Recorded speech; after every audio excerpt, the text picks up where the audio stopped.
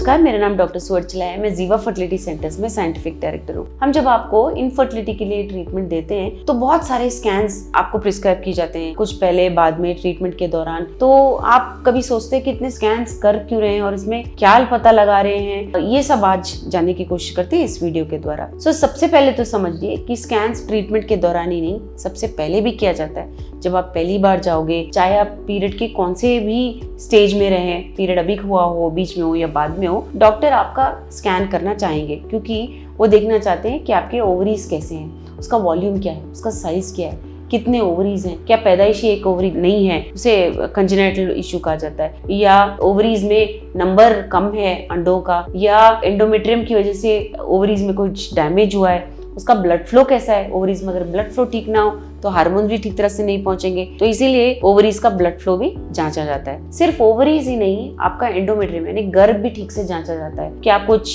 Congenital पैदाइशी कुछ shape में कुछ प्रॉब्लम है, या फाइब्रॉइड्स हैं, गड्ढे हैं, एंडोमेट्रियम में एंडोमेट्रियोसिस है, ये सब देखा जाता है। लेकिन सबसे पहले तो ये देखते हैं कि गर्भ का जो एंडोमेट्रियम है, जहाँ एम्ब्रियो चिपकता है, वो ठीक है या नहीं, उसका साइज ठीक है नहीं, पीरियड के स्टेज के मुताबिक वो बढ़ रहा है या नहीं, क्या बहुत छोटा है, बहुत पतला है, गर्भ छोटा है क्या, उसमें शायद जो एम्ब्रियो तैयार होगा वो उसको बढ़ने के लिए जगह ना हो, ये सब इस स्कैन में देखा जाता है। यही नहीं, अगर हम पर्सनल लेवल तक बात करें तो ये जो स्कैन होता है ये ट्रांस वजाइनल स्कैन कहा जाता है, वजाइना के थ्रू किया जाता है। अगर ये आप नहीं करवा पा रहे हैं तो ये अनुमान लगाया जाता है कि शायद इंटरकोर्स भी ठीक से नहीं हो रहा है। तो ये पर्सनल बातें भी आप अपने फर्टिलिटी स्पेशलिस्ट से कर सकते हैं कि स्कैन ही नहीं, इंटरकोर्स भी मुश्किल हो रहा है, इसीलिए शायद प्रेगनेंसी नहीं आ रहा है। तो बहुत सारे डायरेक्ट चीजें और इनडायरेक्ट चीजें भी पता लगा सकते हैं और आप अपने डॉक्टर के साथ, फर्टिलिटी स्पेशलिस्ट के साथ खुलकर विस्तार में इंफॉर्मेशन भी ले सकते हैं, जान भी सकते हैं। तो अब देखते हैं ट्रीटमेंट के दौरान क्या हो रहा होता है। ट्रीटमेंट चाहे ओवुलेशन इंडक्शन हो, जहां सिर्फ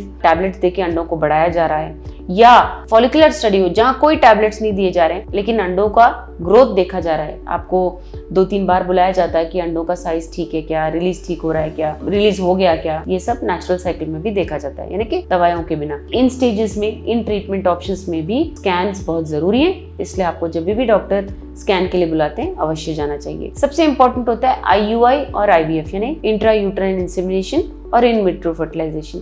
इसमें थोड़ा मेडिकेशन ज्यादा दिया जाता है, तो बहुत ध्यान लगाया जाता है स्कैन्स पर, क्योंकि स्कैन्स के साथ हम देखते हैं कि रिस्पांस है या नहीं दवाइयों के लिए, और कहीं ज्यादा रिस्पांस तो नहीं आ रहा, जिसे ओवेरियन हाइपरस्टिमुलेशन कहते हैं। सो ये स्कैन्स बहुत आवश्यक होते हैं, आपको अवश्य कराना चाहिए। इन स्कैन्स में ओवरीज ही नहीं, एंडोमेट्रियम पे भी ध्यान लगाया जाता है। अगर एंडोमेट्रियम ठीक ना हो और एम्ब्रियो तैयार हो गया तो भी कोई फायदा नहीं है, क्योंकि अगर ब्लड फ्लो एंडोमेट्रियम को ठीक ना हो तो वो एम्ब्रियो ग्रोथ को सपोर्ट नहीं कर पाएगा, प्रेगनेंसी में प्रॉब्लम आ सकता है, मिसकैरेज हो सकता है, ये सब प्रॉब्लम्स हो सकते हैं। इसीलिए एंडोमेट्रियम को भी ठीक से देखा जाता है। चाहे कोई भी ट्रीटमेंट हो, हमेशा ओवरीज में अंडों को भी देखा जाता है और एंडोमेट्रियम को भी देखा जाता है। ब्लड फ्लो के साथ कोई फाइब्रॉइड तो नहीं है, कोई एडिनोमायोसिस तो नहीं है, ये सब देख के आपको ट्रीटमेंट के दौरान स्कैन्स किया जाता है। सो ये जो स्कैन्स होते हैं ट्रीटमेंट के दौरान बहुत आवश्यक होते हैं, आपको अवश्य कराना चाहिए। अगर आपको इसके बारे में और इन्फॉर्मेशन चाहिए, स्कैन्स के बारे में नहीं, ट्रीटमेंट ऑप्शंस के बारे में अगर आप जानना चाहते हो, अवश्य जीवा फर्टिलिटी सेंटर्स आइए।